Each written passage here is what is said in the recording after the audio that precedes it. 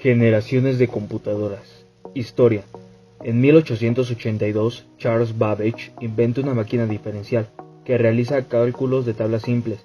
10 años más tarde diseña la máquina analítica, que no fue construida hasta 1989. Esta máquina poseía elementos que influyeron en las subsiguientes computadoras: flujo de entrada, memoria, procesador e impresoras de datos. Por esto, Babbage es considerado el padre de las computadoras modernas. En 1944 se construye la Mark I, diseñada por un equipo encabezado por Howard H. Aiken. La máquina basa su funcionamiento en dispositivos electromagnéticos llamados relevadores. Von Neumann es otro personaje importante, ya que proyecta el prototipo de los modernos procesadores electrónicos. El prototipo se basa en el concepto del programa memorizado. A partir de la mitad del siglo XX, el desarrollo de la computadora es mayor y más rápido. Este desarrollo se suele dividir en generación. Generaciones de las computadoras. Primera generación. En general se caracteriza por tres aspectos. Primero, por el uso de bulbos. Segundo, uso de programas en lenguaje de máquina, usualmente en tarjetas perforadas. Y finalmente, por ser enormes y costosas. La segunda generación. Sus características son: en primer lugar, se utilizan circuitos de transistores en vez de bulbos. Segundo, se programan en lenguajes de alto nivel y por último, se utilizan para nuevas aplicaciones. La tercera generación, al igual que las generaciones pasadas, tiene tres características. Ahora utiliza circuitos integrados y aparecen minicomputadoras. Cuarta generación, se dice que es la generación actual, aunque muchos ya mencionan una quinta. En esta generación aparecen los microprocesadores, los núcleos magnéticos son reemplazados por chips de silicio, y un sinfín de cambios que continúan apareciendo día con día. Componente electrónico. Es un dispositivo que forma parte de un circuito electrónico. Se suelen encapsular generalmente en un material cerámico, metálico o plástico, y terminar en dos o más terminales o patillas metálicas. Se diseñan para ser conectados entre ellos, normalmente mediante soldadura, a un circuito impreso para formar el mencionado circuito. Los componentes son dispositivos físicos, mientras que los elementos son modelos o abstracciones idealizadas que constituyen la base para el estudio teórico de los mencionados componentes. Así, los componentes aparecen en un listado de dispositivos que forman un circuito, mientras que los elementos aparecen en los desarrollos matemáticos de la teoría de circuitos.